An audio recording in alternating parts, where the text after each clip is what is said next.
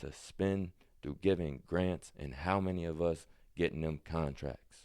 How many of us even know about it to get those contracts, to hire subcontractors to do the subcontracting work? So when you're talking about things like Fricker Center, having a program like the brother who want to have gang diversion and drug rehabilitation, how do we get him a subcontract for the program he has?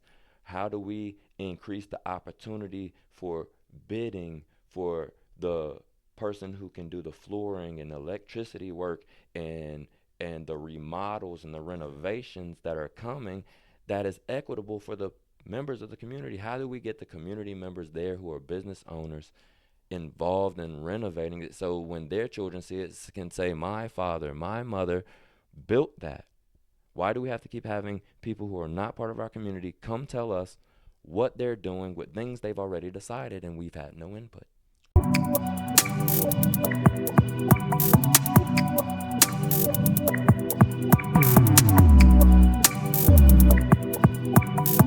No, brother, I appreciate you having me on every time that we've been able to sit down and speak with each other, because really, uh, as a comrade, every aspect of the struggle, from entertainment and media to get messages and education and awareness out, I appreciate the platform to be able to speak on Facts. issues important to the community, brother.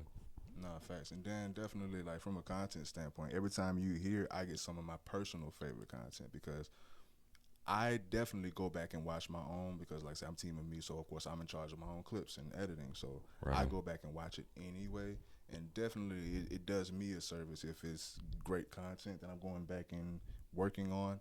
But definitely, like, let's say last year I had a top 10 or doing or the top list, and I yours, recall. yeah, yeah, I yeah. appreciate that No, for too, sure, brother, for sure, because man.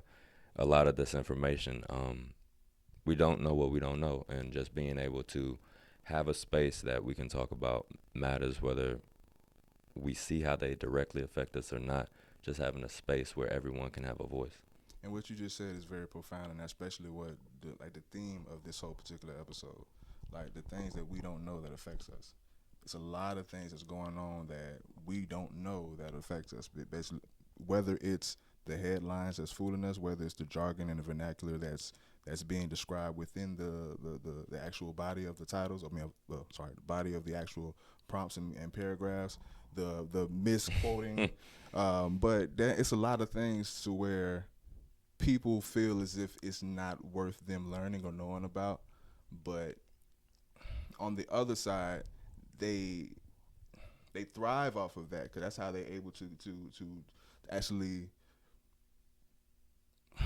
It's the propaganda narratives of it, yeah, and but see, we're so desensitized to propaganda that we don't see it happening in front of us. You know. exactly, and they count on us to be ignorant in that matter. So they're like, okay, we're gonna sneak this under their nose, because they're not going to dig past the layers to actually see what's going on. So we're gonna breeze this past them anyway, and they count on us to be ignorant, to not actually read past the headlines, to not actually do our own research, so that way they can actually execute on their evil plans. Is what I was trying to say, but whatever. And but we must research these things, and that's the Niggas great don't point. read. But no, that's the thing of why That's our that's so problem, important. Like, legitimately, if and it's always, and they know oh, that by now. They know niggas don't read. but if it's historically, and I'm not trying to bring up slavery, but bringing up the fact that laws during the slave era said that persons of African descent were not allowed to read Yeah, and or write. That means you couldn't be literate. yeah. We had to be illiterate, and the penalty was death. Real niggas couldn't read. You were not allowed to Yeah, by law. So if we learn and understand the laws, they're changing moment by moment, that appease certain interests for capital profits mm. at our expense, we have to look at the system that's supposed to be representing us. More than just an election and Shit, more than just voting. That might be shit. a piece of it, but how are we going to mobilize our people in a way where we can have a understanding that it is more than just the surface level of skin color, that it is the economic disadvantages, the economic plights that are happening to every disenfranchised community across this country. Gentrification is called affordable housing, understanding the terms that they've switched Hmm. over the generations. Black folks today in the United States that went from being called, right now on my daughter's birth certificate, it says black and or African American. Mine said African American. My mom's and my auntie says colored. My granddaddy, or no, there said Negro, capital N. My granddaddy said colored. Before that, it was on the U.S. Census. My people was mulatto. Um, they have record keeping it, but we are somebody. Yeah. You know, everybody has an economic plight and disadvantage in this capitalistic system that we have to see that us coming together is beyond the racial aspects, but we have to deal with the elephant in the room to get Yeah. to address the economic plight. But how can we get to the point to where our people even care about that if we're so distracted and subdivided before we even get there, focusing on bullshit? We already hate each other over some shit that don't matter, or some shit that on so as on social media, on difference of views on things that shouldn't even be like your priority today. That's the mentality of propaganda, the cancel Yeah. culture, the propaganda of social media. If you look at the videos, you can YouTube it. Videos the Chinese algorithms show their children 12 years and younger. Yeah. It's all educational and things that will help Oh enhance yeah, for their sure. performance in education. If you look at the algorithm of that same age group in the United States, it's to nullify creative thinking processes. It's to deter even adults from being aware of what's in our face in media and also being propagated in media. Social media has been a platform for actual truth media, whereas the national narratives are being thwarted because the government has a hand on what narratives for homeland security purposes and national security purposes Yeah. can be released. And even just lighter, just on a lighter note, just in reference to just social media and how what we are digesting on social media, especially our young people, even our older people, with AI in effect, it's already misinformation out there. But now misinformation is being literally posted and printed every second just for sport. Well, and yes, but so even with that misinformation, a lot of people hear politics, government, voting, all these words. The first thing I want to tell you is money. Oh yeah. Something that attracts our people is the word money. But if our people don't realize the word money and business and commerce, the government gets its power through commerce clause. If we don't understand that business, commerce, finance, economics are all the same word, building capacity, whether it's human capacity, hiring people that look like you if you create business, or signing contracts with others that can provide economic business, money, opportunity.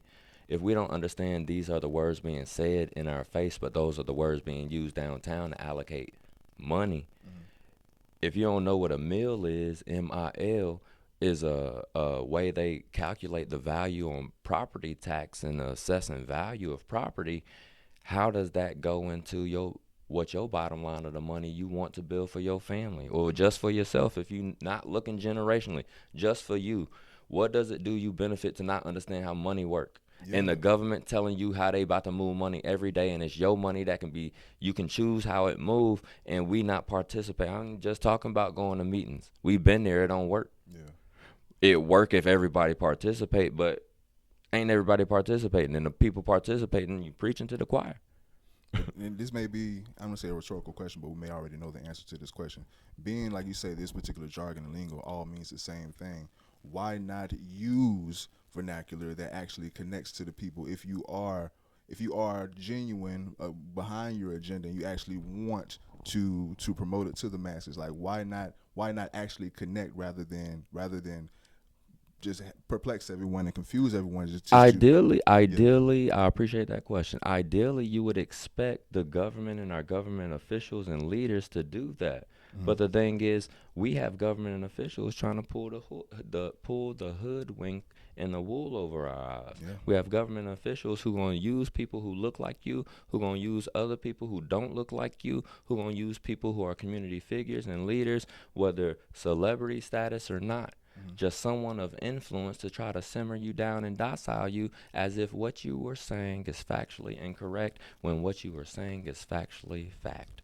You know, and what's sick to me is the few of us that actually understands the jargon, understands the vernacular when it's spoken, and we're mixing to the pool or the population of people that there's being spewed to as if we don't know, which the majority of us don't know, and then we actually can see what they're doing and how it's being digested, and it's just sick to me. Because for one, I love the opportunity to reveal that I'm not them in a sense. I am all of them, but as far as like you're not going to fool me, I understand, and we can actually have an ongoing conversation with this particular vernacular that you're spewing. But seeing that play and even seeing it work sometimes, it's like, fuck. Like, But see, I think even that is still playing into the nuances of politics. speak on it. Stop giving me vernacular. Stop using Yeah. Florida got this plain language law. Stop saying things in ways that every other election year and election cycle you're changing what we have our attention on and focus because we still haven't caught up to the last bullshit y'all did.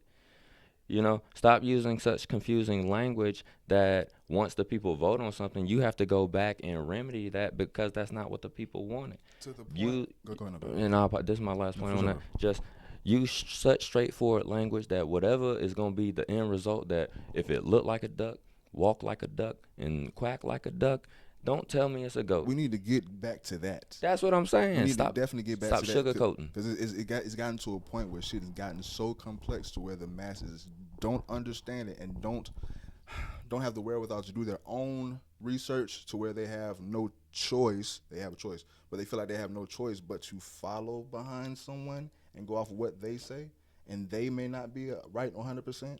That irks me out because I can get something from everyone. I don't deem myself a follower of anyone. I'm scared to say I'm a leader, but I have those traits. You are. But definitely, I don't agree or like the fucking follower mindset because it's like at one point you said I don't want to learn anymore, and I think that's the detriment to us at the end of the day. But I go back to say all of that like that's all a play because it's most of us are like that. So that's why they're able to do that in those meetings because they feel like most of them aren't really gonna get what we're saying, but the few of us may, and that's why we're so loud. I think you hit the nail on the head though when you said a lot of people want to associate with not being wrong. Everyone wants to be right all the time. Mm. We've gotten to a place where we don't want to learn from our ignorance. Someone can't give us new information. Us Oh take my time to god. process it, to synthesize and comprehend what that information means My to family. me, what information that means to the person who's saying it, because from the other shoe, it may be a whole different perspective, and what that information can do from a trajectory of everybody understanding. Although we have different points of view and perspectives, we're able to agree to disagree, come back tomorrow to talk about where we further this out. Like, because you said something that enlightened me yesterday and I hadn't taken a moment to think about it. Mm-hmm. If you already have a response for something that I just helped enlighten you, or you had this new realization and your understanding developed in what you did not know before, you already are argumentative and saying Bro, why I'm wrong. that's ignorance. But that's most of us. Oh god, It's it hard breaks my heart. dealing with that It breaks every my heart, day. man. But no one wants to Every be day. wrong, including your politicians. No one's wrong. No one's made a mistake, but everyone in office never made a mistake. But every time someone new gets in office, it was the guy before me. Mm. Well, who's making the mistakes? Like, let's just stop all. Like, and that's I'm the breaking thing those cycles, with dog. with civics too. Yeah. Let's not have to be so well read. We confuse that too. Let's get back to just the basic Amendments 1 through 8, the Bill of Rights, that apply to the states because of the 14th Amendment. If we understand what our true freedoms are, what true freedom of speech means, what symbolic speech is, that that protesting is going to the ballot box because that's your redress of grievances. Yeah, it's illegal now, ain't it? Well, Protesting. no, but listen. No, listen. It's about to be. Follow me, No, I'm with you. I'm with you. follow me. If voting day is the day the entire United States citizens get to protest on paper the people who they do or do not like. Your protest is for someone, your protest is against someone. Your protest can be for no one. Just fill it out blank. They don't know the secrecy of the ballot. But your protest day, why? Amendment 1, let's start there. The freedom of press. Advertise it. Tell the people it's happening. The freedom of assembly. Your local district voting precinct is where you address your grievance. Yeah. Redress a grievance in there is where you bring your grievance. I don't like what's going on. I protest what my government's saying through this first. And then you mobilize the community. If you can't get to step 1, it's hard mobilizing when it's reactionary. Yeah, but if you go against what's being proposed, they call you monsters and say you've erupted. It's it's never wrong to do what's right. There's never a moment that is wrong to do what is right. No, I definitely feel So always speak truth to power. Don't be bought nor sold. That's what's up. That's what's up. And speaking of truth to power, bro, we're gonna speak on people that are drunk off their power, just totally just overboard with power, and shame on the people that gave them this power to just go overboard with. But we're gonna speak on this police brutality that has been going on. It's been a lot of cases, of course. It's ongoing chat, ongoing topic. Probably is not going anywhere anytime soon. Currently, we're on William McNeil. He was a young man that was in Jacksonville that was just, he just went through his scenarios where he was forced out of his car. As he was forced out of his car, he was punched in the face, taken down, beaten by white and black cops, and but of course there's preliminaries and prerequisites before that, as far as what led to that, of course, but nonetheless the police brutality was unnecessary. And it's for someone who has PTSD and has Yeah. similar encounters, is very reminiscent to currently I'm fighting drug trafficking charges in Alabama from a similar incident that happened to myself. Although I was not drug trafficking.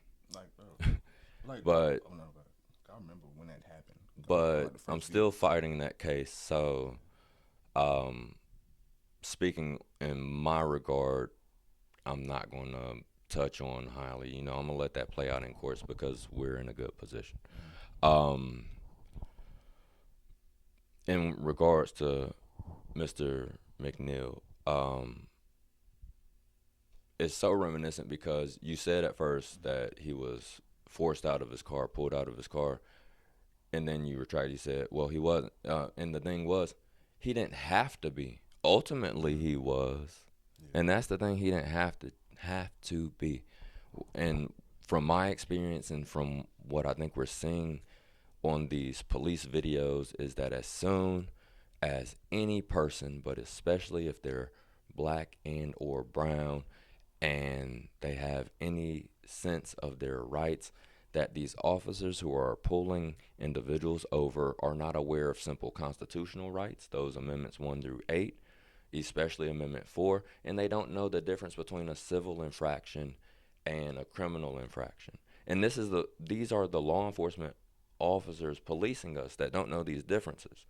So it's hard to advocate for individuals who think that just because they give you a lawful order, although the lawful order infringes on your constitutional rights, they think that the lawful order makes it a law that you have to follow. And we're dealing with that. So even when the sheriff of, I think that was Duval County, makes his statement he's saying just comply and file a complaint later. Why do I? The only rights you give up are the rights You're willing to lose. you're willing to lose. Yeah. So why do I have to use the administrative process after my rights are being violated when I can evoke and invoke my rights in the moment? That's why we have the Bill of Rights. But that's why police have the police officer Bill of Rights, which are a higher level. So if you're saying the U.S. Citizen Bill of Rights are inferior rights, subhuman rights, second class rights, we want the first class rights of law enforcement officers too. Those are the rights we want, or either bring them the professional rights down to the individual rights that they have as well as we. Yeah. Because why can't we argue Mr. McNeil stood his ground with his First Amendment right without a weapon? What would you say to the people that actually watched it? Because I'm like I say, I'm definitely on the opposite side of police and police brutality. But what would you have to say to the people that, within the context of the video, as far as the stop, and when he said, "You have to tell me why you stopping me," he said because you the lights Inclement weather and and then seatbelt, I think. yeah, and then come to find out that he was driving without a suspended license. So, and it depends as this case comes out, Yeah. but what I would see is if the basis of the original stop Mm. was Warranted that. valid. Yeah, Yeah, yeah, because that goes in the fruit of the poisonous tree doctrine, the Fourth Amendment, right to a reasonable expectation of privacy from unreasonable searches and seizures. yeah, So, a person being secure in their person's papers and property, his car is his property, his person. So, if it's a civil infraction, if inclement weather, and I always have seen a sign that says lights on when raining. The video looked like the weather was overcast, but yeah, so that could yeah, be debatable on if the exact moment the officer saw him, if it was raining or not. yeah, And yeah. then the I didn't see any seatbelt, rain. the seat at the time of the I video, didn't I see no didn't see rain. rain. I saw cloudy weather. I saw um, when the door opened. The officer asked him, and he said his window doesn't work. I would assume his seatbelt would not be on if he opened his door and got out in the fashion he did. That would be my reasonable guess. I don't know. We'll see as the case develops. And then um, anything subsequent that, unless really the license plate was somebody else's car, and if it was his car and that's how they knew his license was suspended, and he ran the tag before the stop, if that would, I don't. It's so many variables. But did he know that before the Yeah, stop and weather or after? And then did he get that information? Oh, I only know. So if the basis of the stop wasn't legit, then everything else goes. Okay, he may have been driving without a license, but the original point of the stop had no basis. no, I definitely get that because there's a lot of it's an uproar of people saying had the cop not punched him in the face, then everything was justified. I've seen a lot of that. They're saying the only reason why William McNeil is ultimately a victim is because the cops broke the window and punched him in the face. Uh, um, so my professional background in civil rights mediation, just mediation, period. Um, I'm always one for words and being verbal, Mm-hmm. using communication. Yeah. So if you ask, it's no different than if you at McDonald's and the person at the cash register says, "Can I speak to your manager?" Mm-hmm. and the manager on duty comes on to deal with the situation. If you're on a phone call with your bank and you escalate it, it goes to the supervisor. Mm-hmm. I don't know why law enforcement is the only one that recently. Before you used to could call for a supervisor. Now it seems like it's a trend where supervisors are requested, and it's like you're dealing with me because I gave you a lawful order, and now I'm busting your window out. Now, Zero why to a would you? hundred real But quick. then yes, why would you want to go from taking a civil matter that you can use with work? What if he was? What if he was suffering mental health crisis? What if there was a passenger in the car and that passenger was being trafficked across the country, but you're treating them as if they got out the car the same as the driver. It's so many variables that are going into these officers just getting out and not assessing the situation properly. I feel like this is a good segue because I wanted to fit this in somehow, and I feel like this is a great opportunity. I would like to get your professional reaction and retort to a video that I clipped the other day. Are you familiar with Risa Islam? Hmm. Okay, so he was on a podcast that I watch pretty frequently, I and am. I clipped something that he said, and it's going pretty viral right now. I'm gonna cut this out as you watch it, but I would like for you to watch it and give your take on it, and if you feel there's any validity to what he's saying, towards the end, his advice towards the end, how could we do that? If for one, if it's something that you can get down with, Right on. 170K, you know what I'm saying, in a day. Meaning they are incentivizing our own people to come against our own people as well. Number one. Number two, when you say you know your rights, shut the hell up. I'm going to say this to y'all so you can really understand exactly what Correct. you're dealing with. You are not dealing with sane individuals. A large number and percentage of police officers currently right now are on one or more forms of psychotropic drugs. Listen to what I'm telling you so you can understand exactly who you're dealing with. A number of these people are not in their right mind. They are not sane. Then they are given a license to kill. All they have to say is they fear for their life. Why are you in a position, a job that literally requires you to potentially face death every single day, and you get to run around and say, "I fear for my life"?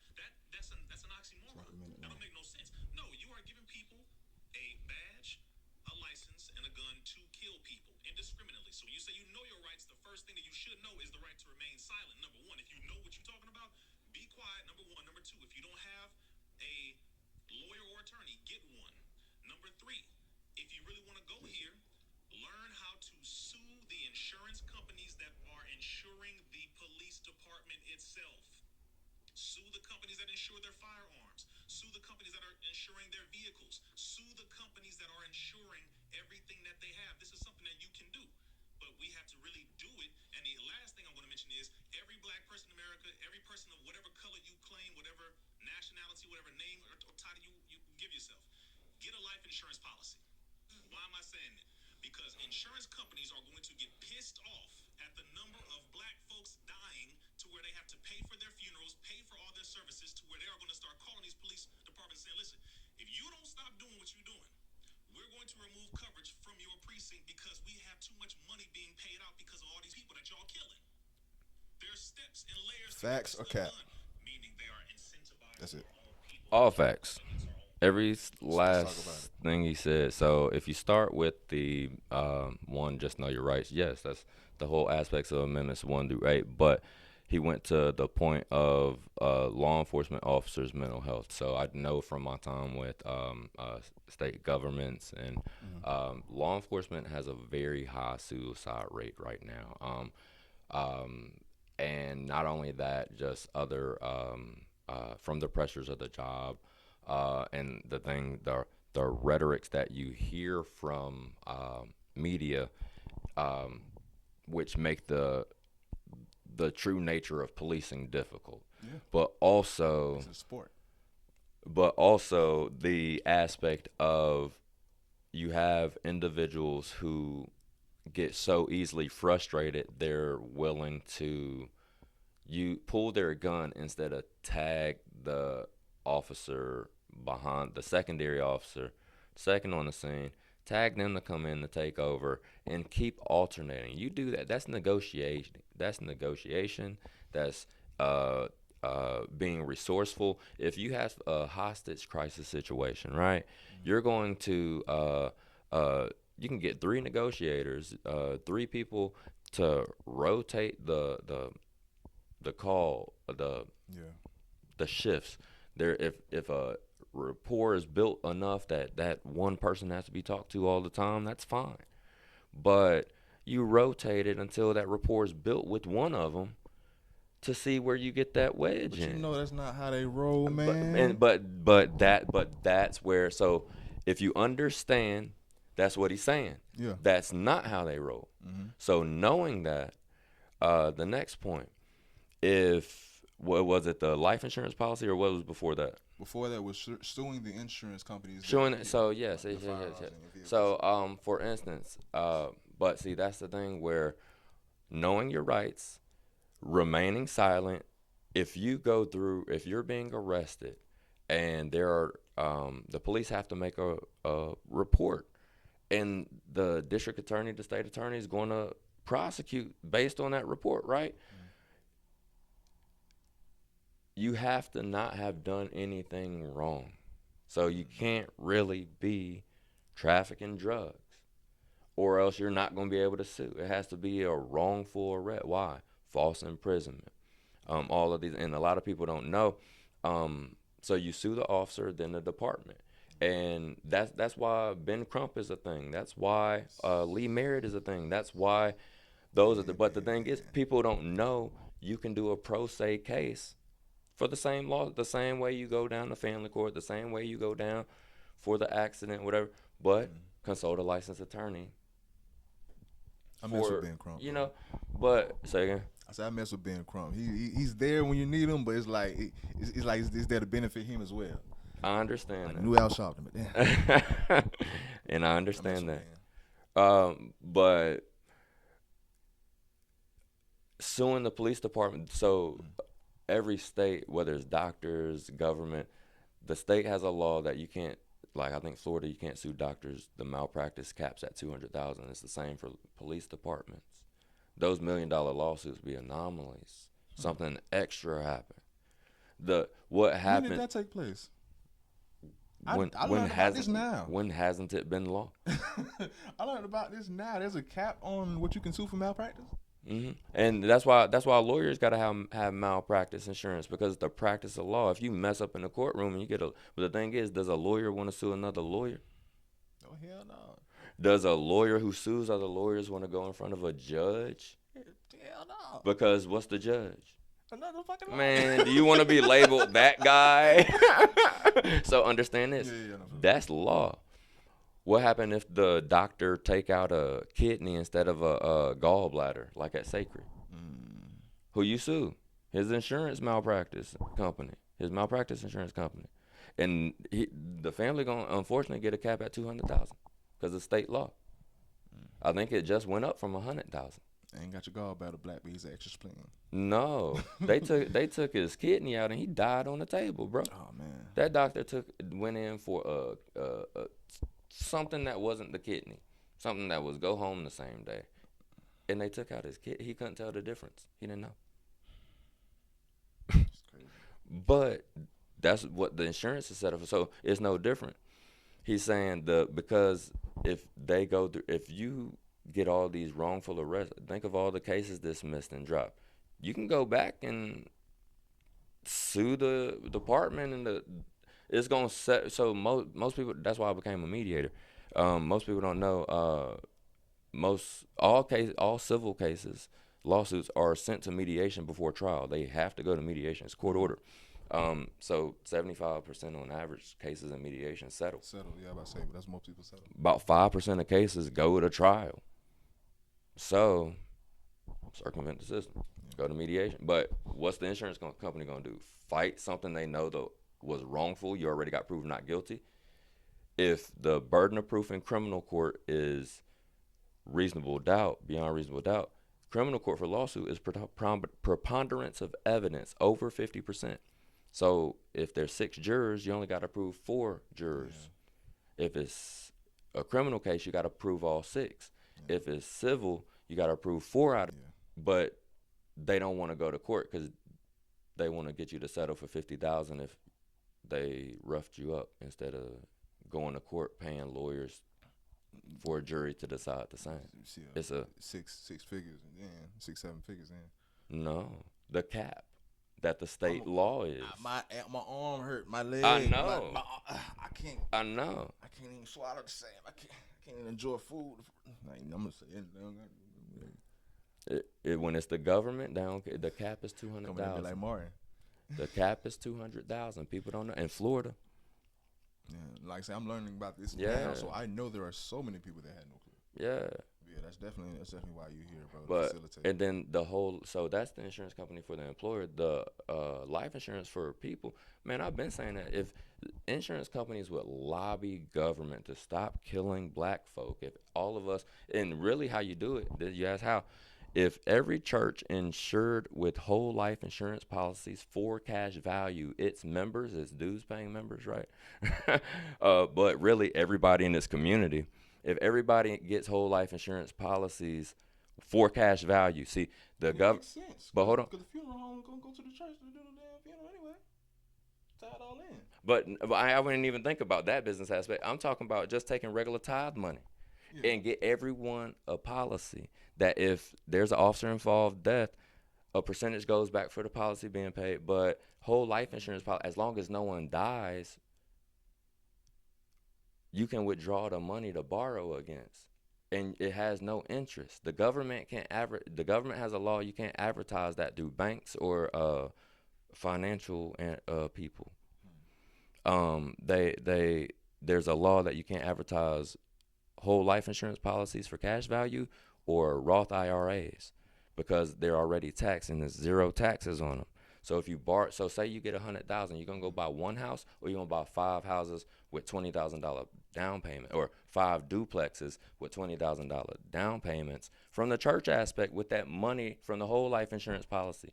Yeah. If that member dies, you never pay it. The policy pays and it pay itself back. It's a revolving bank through the churches. Propose a good idea. That's not gonna happen though. But we. Nobody want to listen to the dude sitting right here. Nah. I be trying to tell. Yeah. We finna go ahead and transition into what I really would like for you to facilitate for the people that maybe may know and may just need to amplify it more, and the people that don't know and just need more information on it, bro. The whole meeting at Fricker Center last night, because I like I said, I came there to learn more about stuff that I didn't know and stuff that I did a little bit know, but definitely I found out a lot more than I anticipated. But can you give your take, and then we're gonna definitely gonna dive into it for sure. So in Pensacola, Florida, and across the United States, this is the common trend. But using Pensacola as the example, um, gentrification. The new word is affordable housing, or new phrase is affordable housing. So if you go back and look what the promises for Marytown Park were versus what there is now. And I'm talking about 20 years ago. I was in high school. Hmm. There's supposed to be a aquarium down there by the baseball field. People don't know that. People ain't go read the contract. That Hard Rock hotel that's going there, I've been telling folks for years, please get the soil tested. My granny, a lot of her friends from the tan yard done passed away from cancer. Like That scambions and stuff. no, Plants. no, Oh, down on government between government, Roos, and Main Street, right across from the ballpark. That green field. yeah. You know why that grass so green? A sewage plant used to sit on it. My grandma, everybody, is the shit plant. It was a sewage plant. They rerouted the pipe. It's not the pipes don't go there no more. They rerouted the pipes to Cantonment. So when you ride down there, that's the foul odor everybody always smell. It's the sewage of all of Pensacola passing through. I thought it was Joe Patty's. It's the sewage of all of Pensacola passing through the same pipes that never left. But that's why the grass so fertile. Damn. But peep this, that's why all the community there who was there of old, why they got so many different cancers that they never even had. My grandma had one growing in her sinus cavity into her optic nerve. It ain't even have a name, bro. Damn. So, and then that's just one. Now I'm talking about some Aaron Brockovich, a civil action type stuff that ain't nobody even tested the soil before because what are they doing? People don't know in 1986 the Kappa Alpha Psi Fraternity Incorporated house was where Gulf Power building was because Gulf Power bought the property on Bayfront Parkway to all. Gentrification. Yeah, but also before Hurricane Ivan, 2004, Aragon Court was where all the $1 million Aragon, it's still called Aragon, but it's $1 million homes now on waterfront that they said was in a flood zone and uninhabitable. People move, and then what happened a decade later? $1 million homes everywhere, and it's still a flood zone. Y'all know what they about to do over in Shantytown? Why, when that jail blew up, why they ain't do nothing? Why they ain't give it to the Boys and Girls Club? You know what they did with it? They built a $23 million jail and a prison lease. So the overcrowded prisons in Santa Rosa and Okaloosa and Walton and Gaston, you get like $200, $250 a day a head that come over here and stay in our jail until they need them at court, and you transport them and bring them back. But they built that $23 million jail in Shantytown to then take the old jail that blew up to make a holding pond for the flooding over there, so they can do the same thing was going downtown, that's coming further, gradually north. And of course, you're not going to have a poverty level if you force the poor people from being able to live, but you never gave them a means to survive. We don't have equitable jobs. We don't have high paying jobs. We don't have roles of business. Triumph. Do you know what Gulf Coast Triumph is the organization BP oil spill gave to the 5 counties on the Gulf Coast of Florida, the Panhandle: Escambia, Santa Rosa, Walton, Okaloosa, and Gaston. They get they get like $2.3 billion to use over this next decade till 2030 to spend through giving grants. And how many of us getting them contracts?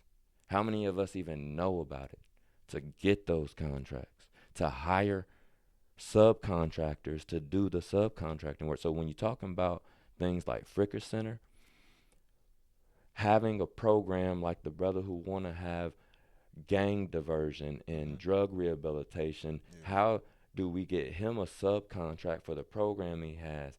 How do we increase the opportunity for bidding for the person who can do the flooring and electricity work and the remodels and the renovations that are coming, that is equitable for the members of the community? How do we get the community members there who are business owners involved in renovating it, so when their children see it can say, my father, my mother built that? Why do we have to keep having people who are not part of our community come tell us what they're doing with things they've already decided and we've had no input? Same thing they're doing with school curriculums though, and it's what the next generation is learning, that there was no history. We're gonna create now as new history. The winners tell history, quote unquote.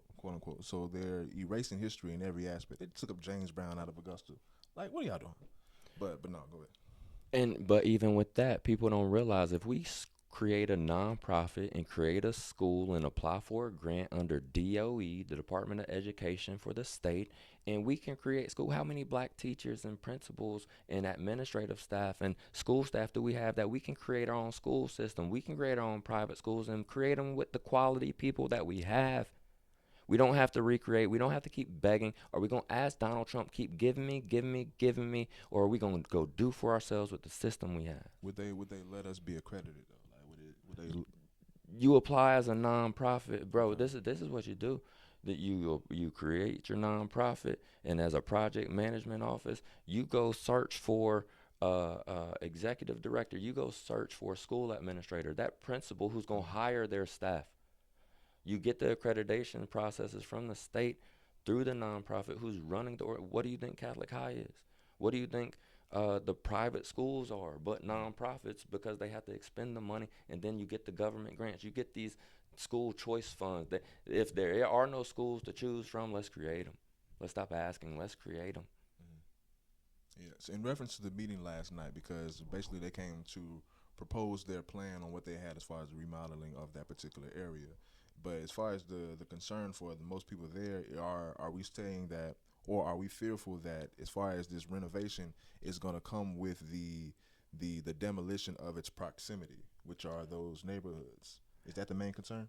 And that's a portion, but yes. You have to realize between the $9 million they said they have for the renovations for Fricker, it's not saying we don't want it. use that infrastructure and more. Y'all got more. Y'all got 2.3 from Gulf Coast Triumph. Y'all ain't even telling the Fricka Center about. All they had to say was, You know, we got this for the seniors. We got this for the seniors. We got we're gonna open up the old entrance and we're gonna add new parking. That's all I heard. but then you have a $13 million facility in Bayview Park that y'all just redid like completely, and it still wasn't to what y'all said. So that's the fear too. Y'all keep saying y'all gonna do one thing and it's never the same. Y'all projects never complete, and they always change and divert in the mid project. And then you're like, oh well, we voted, and you didn't come to the meeting where we voted on changing it after we told y'all we wasn't gonna change it. But since you ain't come to the meeting, y'all can't complain because you don't come to the meeting. And the next week we're gonna have another meeting where we're gonna think about changing it. But we ain't really talking about it at this one. We gonna So it's always the carrot before the horse, keep you running, rat race. But I think being able to Game, man. It's a dirty game, dog. This shit, it breaks my heart, bro. it's the politics of it though. But I think also, like for instance, we got Baptist Hospital over near the same area that one, if the west side of town is so violent, has so much crime, why you gonna move a hospital from somewhere that it takes now 15 minutes longer to get to where you're going from a place that got a hospital 2 more minutes down the street? And what are they planning on doing with the old Baptist building? They're getting $16 million to, guess what, tear it down. So why? This is what I'm saying. Do with it. This is my solution. Mm-hmm. Take that 16 million. Don't tear it down. Reno that plus the 9 million from Fricker and reno that and make a whole community hub of everything that people need outside of the police. Everything that we need. They talked about having medical something there for seniors. They talked about having business stuff there. How about not use an old hospital? You can end homelessness with the number of beds at the hospital. You can have administrative buildings, Facts. buku. You can rent it out to small business owners needing a close to downtown space. It's so many things. And then get the Triumph grants, the Triumph grants to do it. It's the thing is why y'all coming with $9 million now? Because that ain't all y'all got. You can get more, bro. Do you know the reason they ain't tore it down? They waiting on I think $2 or $3 million from the county. You know why the county ain't doing it? They got 7 million I think from the state. They got 3 million from Baptist. They got 3 million from the city of Pensacola, and they waiting for the 3 million from the county. The county said, we ain't sit at the table, say we agreed to us putting up 3 million. How the city spoke for us. So that's the only reason it ain't down. And just like Malcolm, they had to call Florida Department of Environment because they don't spray it properly when that asbestos be going up in the air. So what you think gonna happen when Baptist Behavioral come down and Baptist Towers come down and Baptist Main Hospital? You don't think asbestos gonna be flying up? Quick question: do you think another concern about their plans, quote unquote, with that particular area? Do you think that a lot of people are fearful that they're going to start their project,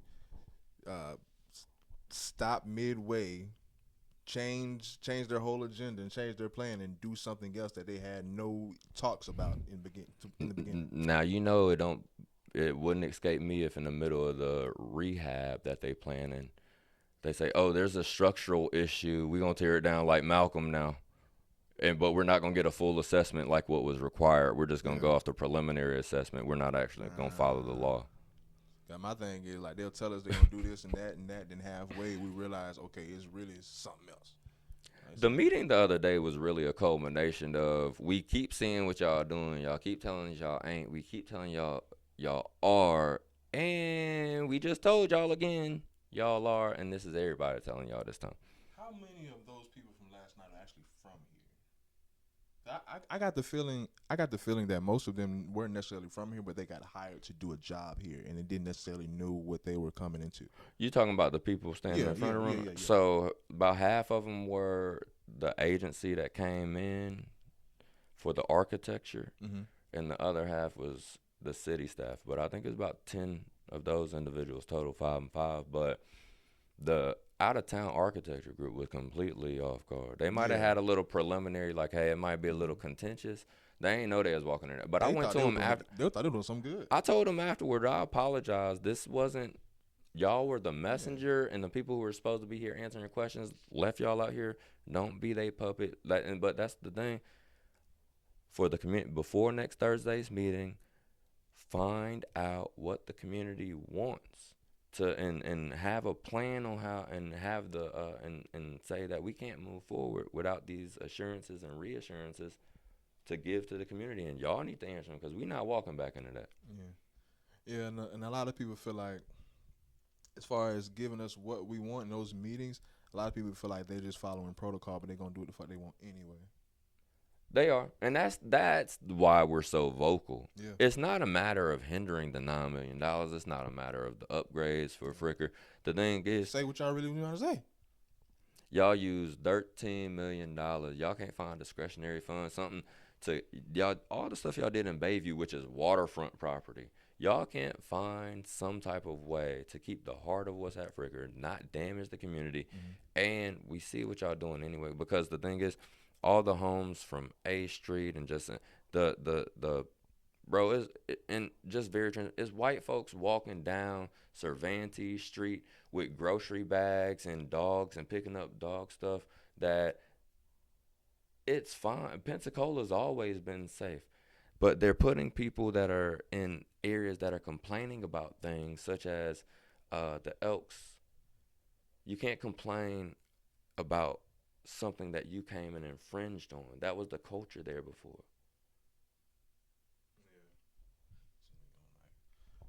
But overall, like I said,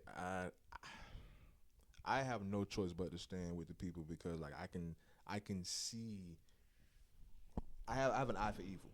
Definitely have an eye for evil. But the main thing that a lot of you all were saying last night was the people that needed to be there to convey this particular message were not there for obvious reasons. Do you feel as if that theory may be true? Like they intentionally skipped out. Well, my best guess, and if I honestly just putting on a different hat, if I was on the mayor's team, I would have told him not to go to that because he just fired Chief Randall. Do you feel as if he had some people there to represent him in a way? He had the five city staff, but the thing was, I feel like he had a couple people that were undercover too that was speaking for him. well, that person was the deputy director of Parks and Rec. I'm talking in the crowd, but Oh. but Well, no. So that I'm just saying. I'm just being mean. I wouldn't Talking necessarily say he had them there. I think they were there under their own volition. But yeah, man. But I wouldn't be surprised. Definitely wouldn't be surprised. But no. Come on. But you know those it's individuals who a lot of people don't know the difference between an Uncle Tom and a Sambo. Sambo was the Oh, yeah. one that went from the field and told Massa what was going on. Yeah. Uncle Tom sat He by the hated cab he hated Uncle Tom. and came and said what. I know Sambo, what Sambo just yeah, did. people give Uncle Tom Sambo's characteristics. Yes, Because they all don't the know the time, story. all the time. But Not saying be like Uncle Tom, no, but he wasn't the villain in that story. correct. Yeah. Correct. But I say that because in advocating for all people and advocating for people who are impoverished, because what I consider non-wealth, the top 1% is wealthy. Everyone else is lower class. Upper class and lower class is all it is. Until we come together to realize that we're all fighting the same struggle. Yeah. And we must advocate for each other in the same way, that it's not about individual gain to capitalize on each other. And I feel that's what our leadership in our city and county focus on, is capitalizing on their community. For instance, one of the comrades hollered that one of the former council persons had bought property and benefited off the gentrification. And that's so even with the meeting, people say it's contentious and they try to point fingers at myself and my comrade. But the thing is, the narratives I'm hearing, the past council person who told adult men to be quiet and stop talking after one of the adult men aired the fact that she knew of the gentrification and bought property to profit is, and she responded with "Be quiet, don't talk." That's what exploded the meeting. So y'all can't be mad that the person who inflamed it then tells the person who said that to don't step toward me as if she's in fear. That's the classic. I'm gonna demonize this person as an angry black Black man, man, and that black and man. that's what happened. So even with the misquote in the newspaper, in Weekly today, they said that I said quote something about someone downtown being the devil. Those words didn't come out of my mouth. So the thing is, if you're gonna have true journalism, make sure it's truth. And that's why I appreciate your platform to make sure that being able to say all these things, because people just look at one side and think that we was just there without the agenda in mind. But the thing is, the sentiment wasn't even that. It's not that we don't want that. The thing is, we expect more. And then one lady made a valid point, or a point where I definitely want to know more about. They were saying that as far as this 9.5 million in it, well, 9%, 9.5 million from this particular grant to do this particular project, but what about the money that has been coming through and funneled down through years that's supposed to be, as far as works on the black community that's supposed to be in the black community that we've never seen, but all of a sudden y'all come with this to say that y'all want to help us, but what about the money that has been supposed to be here to help us throughout these years? Where is that going? And see that's why there's a question of motive, because for all the Mm-hmm. years it's been nominal in comparison to a $9.5 million grant. Mm-hmm. But also, why is there all of a sudden all this interest? All of a sudden, this came, and it's cool. Y'all found a grant, y'all applied for it, it's being awarded. Y'all have 3 months to plan. What's the harm in going back to the city saying we have 3 months to get the city's input and the community's input to see how we're moving the grant? The community wants y'all there before they give any further input. So next meeting we need y'all there. And that's the thing. We need our leaders to come be held accountable. Yeah, yeah, but that's that all goes to what I can only assume. Like I say, those meetings are just procedural. Just they just doing that to follow protocol. They already have their mind made up. They don't care. That's why it becomes so theatrical and performative, because then Yeah, people try to simmer down tones that are not necessarily hostile, they're just passionate. But the thing is, my freedom of speech work just like yours. The same way you blurting out is the same way I get to. You can't blurt out and then say simmer down. yeah. And I don't get to respond. Like, freedom of speech work both ways, and I don't have to listen to you as a adult. Just speaking blunt and in layman's terms. Not gonna say candid because of course, think about what you want to say, but Candid is all I do. but what do you think is going to happen with that space within the next 2 years? Just because of the community support Fricker has always had, is, and I think will have. Um, and I really shout out to Jermaine and all the comrades for galvanizing um, those in attendance, because I really see, if we continue momentum in motion, that us just moving like this in communities that are not our own, that we show up everywhere. Everybody know everybody in Pensacola, that we have enough strong force that we have to be committed to showing up at stuff. It ain't gotta be these city meetings, but it don't hurt. But if we truly come together in a space that's how we continually move, we all the same love and support we can show each other in those moments need to be every day. That when a black brother can stand up for each other Yeah, and stand up for our women, our children, we have these examples to stand by. yeah. Not And just when we have a common enemy, quote yeah, unquote. not just the common. The we prepared on sunny days for the rainy day, and now that this rainy day here, we was already ready. We don't have to go back and get ready. We need to continue these spaces, continue this avenue to make sure we hold our power, not holding truth to power. Our power is our truth. Mm. That's what's up, bro. About to close this up in a little bit, man. Tell the people where they can find you.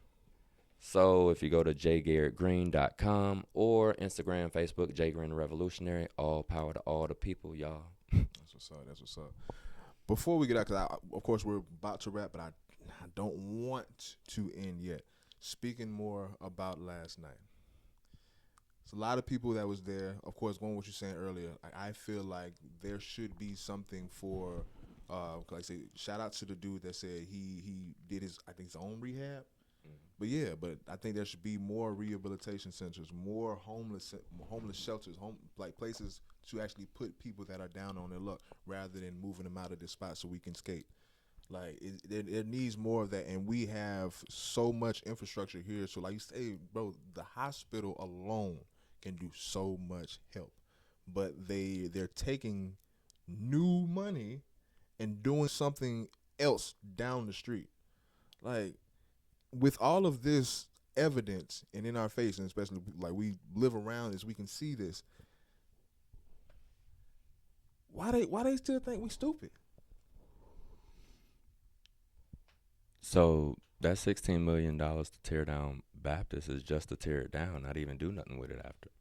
But they gonna do something with it. We all know that. But how much that $16 million going to just tearing down a building, bro? That what would we do with $25 million in our community? That even if you just gave us $5 million in our community, what does that do? What does that change? Reallocation of funds and having spaces where we actually can treat and serve our people. They know these programs work. Having a jail that sits empty is not profitable to the prison industrial complex. Having spaces where the police cannot patrol does not benefit having a tough on crime stance and narrative and being able to rodeo and cowboy your citizens. They need prisons. They need poverty. They need prisons and all that. Hey, that's the thing. So we got to stand against it. Place is here. Time is now. We out.